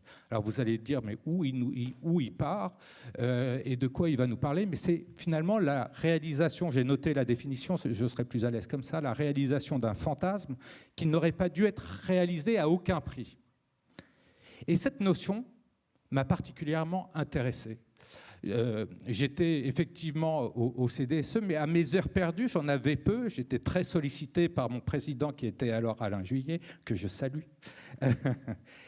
Mais néanmoins, je m'intéressais à un sujet qui était les tueurs de masse. Et donc, à partir de 2008-2009, j'ai commencé à étudier ce phénomène et à essayer de collecter le maximum d'informations sur les tueries de masse qui s'étaient produites dans le monde, avec des questions du type, est-ce qu'il n'y a que les États-Unis qui sont concernés? Et puis, aux États-Unis, est-ce que c'est surtout des school shootings, c'est-à-dire des tueries de masse dans des écoles? Est-ce que ça peut arriver? Est-ce que ça arrive en Europe? Quels sont les profils? Enfin, bref. Tout ça, j'ai fait des tableaux et j'ai essayé de faire de l'analyse.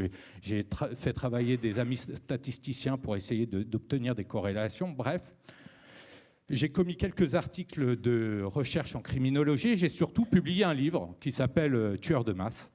Et il est paru en 2012-2013. Et à ce moment-là, et je dois vous faire part de cet événement, il y a un directeur sécurité qui était membre du conseil d'administration du CDSE qui m'a dit « Olivier, c'est étrange ce sujet. Qu'est-ce qui t'est venu à l'esprit quand tu as écrit ce livre ?»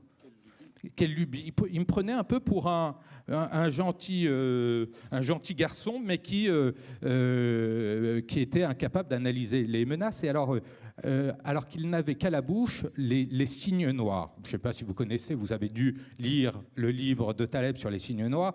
Donc c'est l'idée que justement il faut appréhender ces risques absolument extrêmes qui pourraient arriver. Alors qu'il ne cessait de me parler de ça, il me disait... C'est drôle, ce livre-là, c'est marrant. Il n'a pas eu envie de le lire, hein, je lui ai donné, j'ai bien compris qu'il ne l'avait pas lu. Quelques années plus tard, c'est marrant, d'une part, dans son secteur, il y a eu des actes terroristes qu'on pourrait qualifier aussi de tuerie de masse, et donc il s'est senti subitement concerné. Et puis, d'autre part... Non, il n'a pas lu le livre pour autant. Et puis d'autre part, effectivement, un sujet qui pouvait paraître en 2012 un peu extravagant pour le monde des entreprises. Il s'avère qu'aujourd'hui, en 2018-2019, on a développé, alors là c'est le moment promotion, des modules de formation en matière de prévention de la radicalisation, et nombre d'entreprises, d'ailleurs même le ministère de l'Intérieur nous a demandé quelques interventions sur le sujet, mais nous demande des interventions parce qu'ils se sentent préoccupés et dans tous les secteurs. Donc ça c'est la deuxième réflexion. La troisième réflexion, parce que, et comme ça, j'arrêterai sur ce point-là, parce que sinon ça va être compliqué. Je sais que la suite va parler de résilience. Tout le monde a la notion de résilience à la bouche. Et je dois l'avouer, nous aussi, chez PwC, on est en train de développer la résilience et cybersécurité. C'est un sujet très en vogue et effectivement, il faut s'en préoccuper. Néanmoins, pour en revenir aux tueries de masse, moi, je constatais sur les analyses que je pouvais faire, et notamment, il y en a une qui m'a particulièrement marqué, c'est la tuerie de masse à l'école polytechnique de Montréal en 1989, c'est qu'il n'y a pas résilience. Il y a ce qu'on appelle hystérésis, c'est-à-dire qu'on ne revient pas à l'état normal. On se dit tous, bon, ça y est, le phénomène est passé, on a su le gérer, on a été bons les mecs, parfait. On tourne la page. 18 mois plus tard, Saint-Gobain tourne la page. Plus rien à voir, circuler. La réalité, pour reprendre le cas de l'école de Polytechnique, c'est qu'il y a eu un phénomène d'hystérésis. Personne s'en est remis et s'en remet encore. Tous les étudiants, les profs ont été impactés de façon extrêmement forte dans leur chair. Il y a une étude en matière de victimologie qui avait été faite qui montrait que 25% des personnes de l'école étaient addicts après l'événement. Addiction aux drogues, addiction à l'alcool, etc., etc. C'est-à-dire qu'ils ne se sont pas remis de l'événement et quand bien même le fait générateur a disparu, ils étaient traumatisés et craignaient une nouvelle tuerie de masse. Et je pense qu'il faut aborder aussi cette question d'hystérésis, c'est-à-dire comment on accompagne une situation qui n'a plus lieu, mais qui continue à produire ses effets dans la chair des gens. On est tous, à un moment, on peut être impacté, et comment, progressivement, il faut l'accepter, il ne faut pas dire il y a résilience et puis tourner la page. Il faut accepter l'événement. WannaCry, t'en parlais. On a tourné la page, qui est une connerie majeure, parce qu'on aura, là c'est les premières secousses, et on va avoir des secousses énormes, mais des dirigeants d'entreprise, et je vais le dire devant vous, donc vous allez pouvoir dire, et je vais me faire évidemment taper sur les doigts, mais le PDG de Saint-Gobain, qui dit finalement, le phénomène a été géré, et il est sous contrôle, et a minimisé l'événement, me paraît inconscient, voire plus si affinité, mais quand même particulièrement dangereux. Oui, mais c'est un X-pont. Bon, non mais... Donc voilà, je pense qu'il faut, derrière la notion de collapse, travailler sur la notion d'hystérésis, et après, effectivement, on pourra parler de la notion de résilience. Merci. Bon, voilà qui met un peu de vie dans nos débats. On est dans les temps, monsieur le maître de l'SMN, parce que finalement on était en retard, mais on est en train de le rattraper. Oui, Rémi Février, vous avez indiqué très justement que nous avions un certain nombre de technologies anciennes qui n'étaient évidemment pas mises en conformité avec un certain nombre de cyber-risques qui arriveraient. Alors moi, la question qui vient à l'esprit, c'est... Je voudrais développer un peu ce thème parce que c'est quand même un travail à faire qui va me demander des ressources humaines et financières. Et puis, je voudrais savoir si vous aviez, vous, également rencontré ce problème. Et puis, si, sur ce sujet-là, vous aviez identifié le problème et puis, voire même fait des préconisations à la fin de votre mémoire. Mais peut-être pas. Ce n'est peut-être pas l'objet. Mon capitaine. Oui, Stéphanie. Alors, je pense c'est ça, on est tous les deux en train de... Réfléchis. Alors, non, redites-nous oui. votre... Est-ce que vous avez fait des préconisations quant à ce que Rémi Février nous disait, qui était très important, à savoir qu'un certain nombre de technologies un peu anciennes ne sont évidemment pas mises à jour à propos des risques de cybersécurité. Donc, par conséquent, il faut les mettre à jour pour 2024. Alors, effectivement, on n'est pas allé jusqu'à ce point d'analyse. Pour autant, ce qu'on a abordé notamment, et là pour le coup je vais me raccrocher à mon domaine, le ferroviaire, c'est que la mise à jour de certains systèmes, je pense notamment au système d'aiguillage, à tout système numérique, et est encore actuellement dépendant de l'agissement humain, quoi. Donc en fait, c'est pas on n'est pas sur une dualité de systèmes obsolètes ou non mis à jour, mais en tout cas, on n'est pas sur du tout numérisé. Donc effectivement, on serait sur un risque limité. Mais cette analyse, la cyber sur... Non, c'est pas uniquement concentré sur l'actualisation des moyens mis en place ou des innovations en cours. En revanche, on a trouvé un biais et qui était le suivant, c'est qu'aujourd'hui, la sécurité publique est palliée en majeure partie par 300 000 agents de sécurité privée en France. Et on se rend compte qu'on a des agents de sécurité privée qui sont des exécutants. Aujourd'hui, un des vecteurs d'amélioration de la sécurité, c'est la formation des chefs d'équipe dans les années à venir, et c'est contrôlé par le CNAPS régulièrement, par le biais de CQP, des certifications, qualifications professionnelles. On doit amener les chefs d'équipe à être capables de mener des équipes de 3-4 avec des cadres d'ordre sur un événement avec des moyens de type fiche réflexe. Très intéressant. Rémi, mon colonel. Oui, moi je vais faire comme mon ami Olivier Assid, je vais parler, mais de mon ancienne vie. Oui. Quand j'étais encore officier d'actif, j'ai fait environ 350 conférences. 350 conférences de sensibilisation, à la fois à ce qu'on appelle pudiquement la contre-ingérence économique et la sécurité des systèmes de formation. Donc, j'avais des généraux très exigeants qui me disaient à moins de 100 personnes, ça n'est pas la peine de faire une conférence. Donc, on faisait des accords avec les chambres de commerce et d'industrie, avec les conseils régionaux, avec des groupes du CAC 40, avec évidemment le CDSE, avec Alain et Olivier à l'époque, et on essayait de sensibiliser. Le problème, voyez-vous, c'est que je pense que l'État ne peut pas tout faire. L'État, avec l'ANSSI, avec un certain nombre de services extrêmement compétents, fait ce qu'il peut. Mais on a déjà du mal à sécuriser les systèmes étatiques. La plupart des systèmes dont je vous ai parlé sont des systèmes issus du secteur privé. Donc les entreprises doivent jouer tout leur rôle dans cette affaire. Je me permettrai juste de vous donner un peu le pendant de ce que je disais durant mes conférences. Je mettais un point d'honneur, ayant la même formation qu'eux, de m'adresser à des chefs d'entreprise en leur parlant d'avantages concurrentiels, de perte d'avantages concurrentiels. Je leur parlais d'un certain nombre de matrices qu'on connaît bien en management stratégique. Je me tourne vers le professeur Chanu, qui ne servent pas encore à grand-chose, me semble-t-il, mais enfin bon, ça c'est un avis personnel, on coupera. Eh bien, surtout au XXIe siècle, quand on est dans une lutte aussi acharnée économiquement parlant, eh bien, rien n'y faisait. Je leur disais qu'il fallait sécuriser leur système d'information, et là je m'adresse en priorité aux élèves officiers.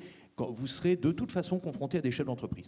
Et il vous faudra de toute façon leur expliquer, c'est quasiment un phénomène d'évangélisation, ou alors pour les moins optimistes comme je suis, c'est-à-dire le fait de vider l'océan avec une petite cuillère percée.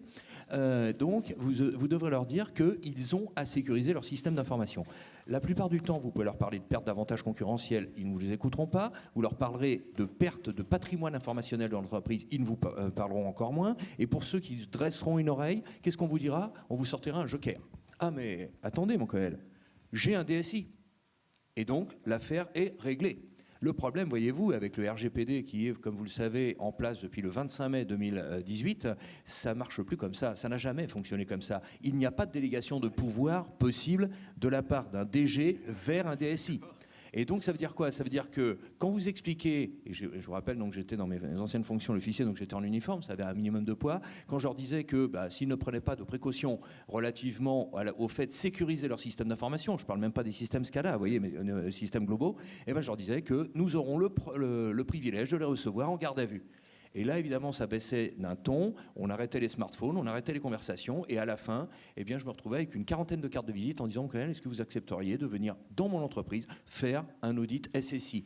Et je devais répondre que j'étais assez étonné parce que je représentais un service public qui n'avait pas vocation à faire du consulting, pour le coup, qui était là pour sensibiliser les entreprises, et que c'était à eux, en tant que dirigeants d'entreprise, de dévier une partie des flux financiers dont ils disposaient pour se sécuriser eux-mêmes. Alors, une pointe d'espoir néanmoins. On a aujourd'hui, dès la conception d'un système d'information, un concept nouveau qui s'appelle le Security by Design, y compris dans les systèmes SCADA. Moi, ce qui me fait peur, c'est que ce qui est encore aujourd'hui dans les services R&D ne sera commercialisé que dans 10 ou 15 ans.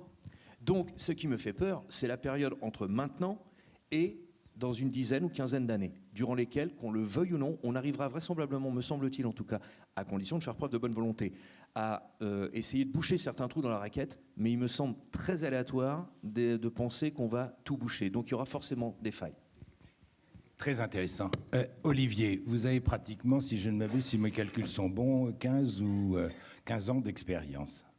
Hein, c'est ça, oui, un peu plus, voilà, sur la sécurité. Hein, oui, la sécurité. Et en tout cas, vous avez vu, que ce soit au club, puis ensuite chez Pricewaterhouse, vous voyez défiler tous vos clients. Comment ils évoluent dans le temps sur 15 ans? Ce que je vous disais, c'est il y a quand même, par rapport à ce que tu disais, je te rejoins en partie. C'est-à-dire, il y a quand même une nouveauté, c'est que avant les dirigeants d'entreprise n'ouvraient pas la porte. Donc, aujourd'hui, la porte s'ouvre. Et ils vous écoutent. Et ils vous écoutent, ils peuvent vous écouter pendant 2 heures. C'est-à-dire une réunion d'une demi-heure peut se transformer en réunion de 2 heures et subitement, ils trouvent le temps de vous écouter, donc ça les intéresse. Ça, c'est une vraie nouveauté. Puis en plus, vous n'êtes pas avocat, donc il ne faut pas marcher le compteur. Voilà. C'est ça.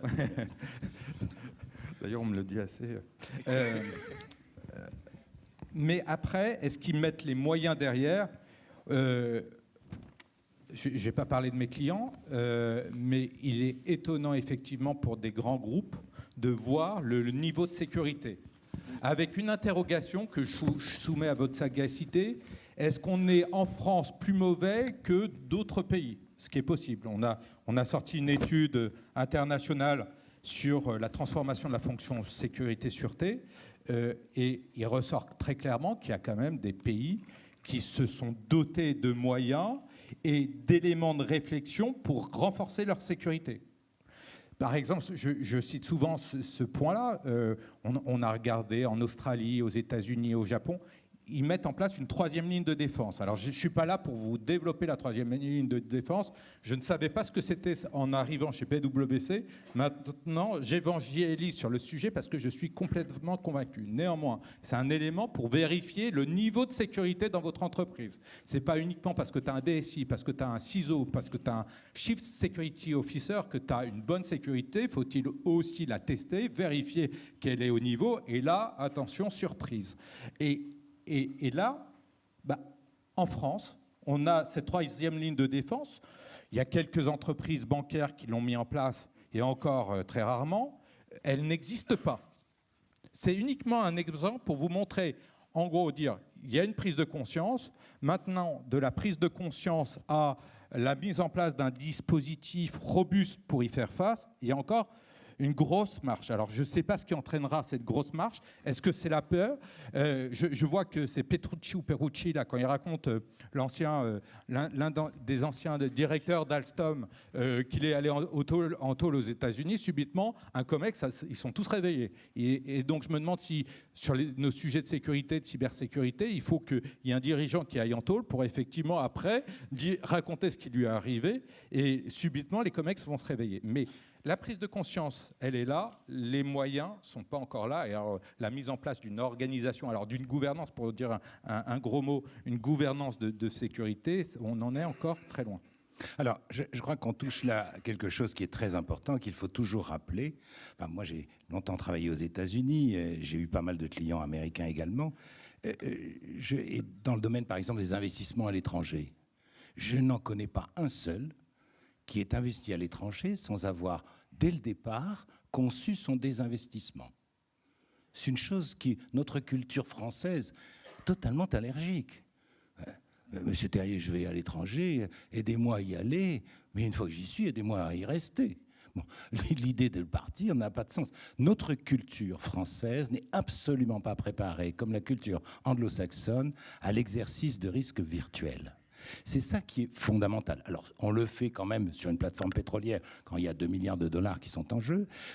On ne le fait pas bien. On ne le fait pas bien d'une façon générale. Et c'est très important. C'est de nous interroger sur notre propre culture. Nous n'y sommes pas bien préparés. Bon, ça va changer. Et puis, c'est vrai que je suis dans un aéropage ici où quand même on est a priori psychologiquement plus préparé à cette tistée. Mais dans nos entreprises, nous avons ce problème. Hein. Ça, on est bien d'accord.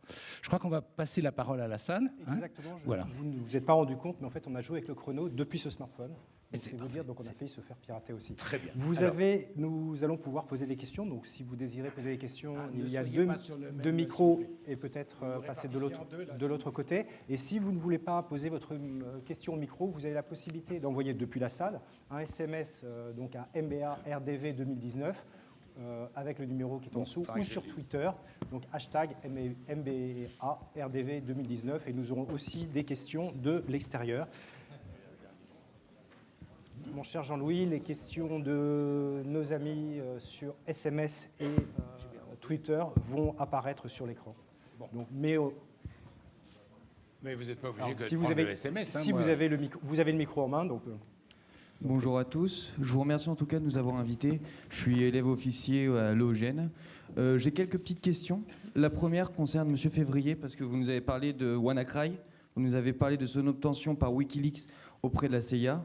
Est-ce que cette attaque ne démontre pas plutôt un risque qu'il y ait des États étrangers et des armes capables de neutraliser les SI mondiales ? Ensuite, j'aurais une deuxième question. Je suis désolé, j'aime bien poser des questions. J'ai une deuxième question. Vous avez évoqué une étude de cas sur les Jeux mondiaux 2024. Les Jeux olympiques, autant pour moi. Est-ce qu'une étude de cas sur un risque systémique, comme les risques bancaires, qui pourrait neutraliser toutes les activités d'importance vitale, ne serait pas aussi à prendre en compte ? Et comment réussir à diminuer les risques ? Concrètement, si demain on ne peut plus payer en carte bleue, si demain il y a une perte d'intégrité dans les dans la monnaie fiduciaire. Si demain, il y a une perte de confidentialité et que tout le monde peut utiliser les cartes bancaires de tout le monde, est-ce que cela ne va pas nuire directement à tous nos systèmes? On ne pourra plus prendre le SNCF parce qu'on ne pourra plus payer le train, on ne pourra plus aller travailler parce qu'on aura, on n'aura plus de salaire, on ne pourra plus acheter à manger parce qu'on n'aura plus de quoi payer. Et ma dernière question, ce qui concerne un petit peu plus la gendarmerie. Non, mais il est concerné, le garçon. Le commandement des armes, de la cyber a une nouvelle stratégie, c'est la lutte informatique offensive. Est-ce qu'aujourd'hui, la gendarmerie, dans sa mission prévôtale, participe à ce commandement cyber auprès de nos camarades des forces armées? Et est-ce que la gendarmerie, aujourd'hui, a aussi une capacité de neutraliser un site, un adversaire au sein de notre territoire avec des outils informatiques? Si celui-ci a une... Merci beaucoup. Il n'y aura pas de quatrième question. On est bien d'accord. Bon. Je crois qu'on va quand même demander tout de suite à Rémi, mon colonel, de répondre. Ensuite, il y aura un peu de réponse ici. Préparez une autre question, bien sûr, dans la salle. Alors, pour répondre à votre première question, mon lieutenant, vous avez complètement raison. Vous savez, quand je fais des cours de SSI, je prends 3 heures entières pour parler de la géopolitique des risques numériques. Vous savez, en général, quand j'interviens à un certain nombre d'écoles, et a fortiori au CNAM, la première question que je pose à mes élèves, c'est, j'interviens qu'en M2, parce qu'avant, ça ne les intéresse pas, alors qu'en M2, ils se disent, dans 6 mois, on va aller voir dehors, on va pousser la porte, il va faire froid, vaut mieux quand même qu'on bosse un peu. Et donc, je leur demande, quels sont pour vous les méchants? Et j'ai toujours la même réponse. Ce sont les Chinois. Et quelle n'est pas leur surprise quand je leur dis, en fait, non. Les méchants, ce sont les Américains. Les Chinois ne sont que les deuxièmes méchants. Alors, j'en ai pour tout le monde. Moi, j'aime tout le monde, il n'y a aucun problème. Par contre, pour répondre à votre question, effectivement, tous les pays les plus développés au monde développent aujourd'hui des armes, non seulement de défense, mais des armes d'attaque. D'accord ? Que ce soit même au Moyen-Orient, avec un certain nombre de pays, que ce soit en Europe, que ce soit aux États-Unis. C'est quelque chose qui doit être pris en compte. Au niveau de la France, on a mis en place le ComCyber, on a mis en place une véritable doctrine. Et vous avez une des personnes qui se sont très impliquées dans cette salle au niveau de cette doctrine. Il était temps. Il était temps. Parce que pendant longtemps, on a considéré que c'était quelque chose qui était peut-être un gadget. Après, il y a eu, vous savez, pour être très honnête avec vous, un effet d'âge.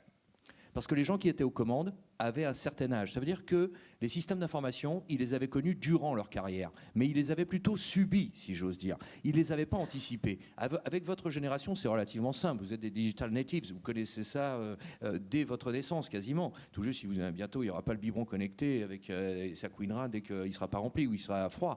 Mais... avec l'ours en peluche, voilà, on pourra le pirater aussi. On testera. Mais en tout état de cause, on a vraiment eu un retard à l'allumage. Mais tous les pays au monde, vous avez complètement raison, aujourd'hui mettent énormément d'argent et de ressources vers le cyber. Alors quelquefois, vous avez des services de renseignement militaire de pays de l'Est qui se font un tout petit peu serrer. En Hollande, par exemple, c'est plus ce que c'était. D'autres qui se font serrer dans d'autres pays.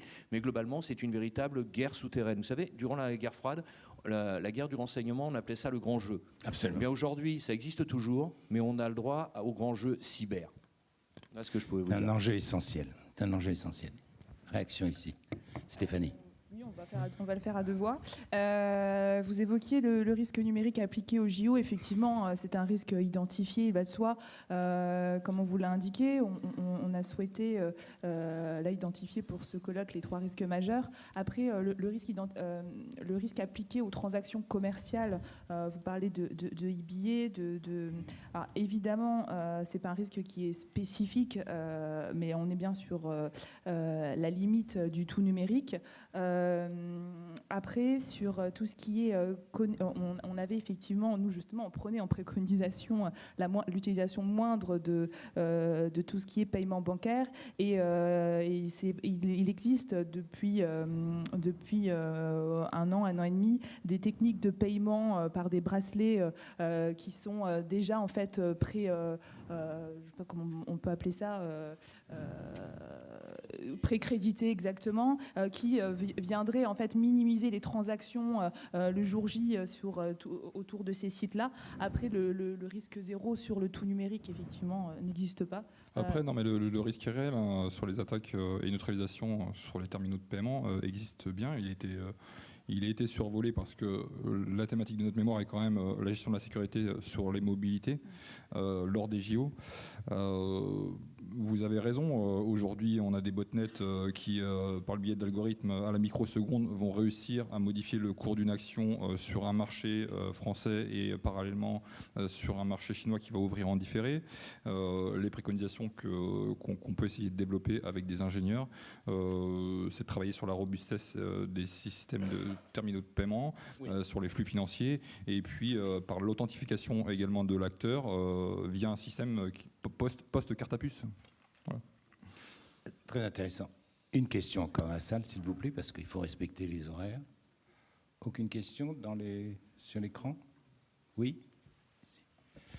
Question ici. Bonjour, Aurélien, chef d'entreprise et également réserviste à la gendarmerie. Ma question, en fait, on a commencé un peu le colloque par la question de la pénurie alimentaire, en tout cas du risque de pénurie alimentaire. On n'a pas beaucoup réinterrogé cette question-là et je pense qu'elle me semble, enfin moi en tout cas, elle me semble vraiment primordiale. Aujourd'hui, on a un système de l'agroalimentaire qui est fondé vraiment sur l'international, avec très peu d'approvisionnement local. Quand on parle collapse, on parle effectivement de la ressource pétrole qui va certainement, qui ne sera plus peu chère, donc un changement aussi dans les années à venir de modèle économique à prévoir. Quand on voit aujourd'hui comment des personnes peuvent s'arracher du Nutella et que ça finit en bagarre dans un supermarché, quand on voit ce qui s'est passé aussi, le retour d'expérience qu'on a aussi des gendarmes qui sont intervenus après le passage d'Irma, avec beaucoup de pillages, etc. Je pense que c'est un risque vraiment majeur à prendre en compte. Et je voulais savoir un petit peu comment on pouvait commencer à construire une réflexion autour de ce risque-là, en fait. Thomas. Alors, effectivement, ce risque, et on en a parlé tout à l'heure, est extrêmement important. Moi, je voudrais revenir effectivement sur une chose, c'est qu'il faut arriver à garantir, pour diminuer le risque, permettre à l'homme de pouvoir garantir ses besoins naturels. La nourriture, effectivement, en fait extrêmement partie.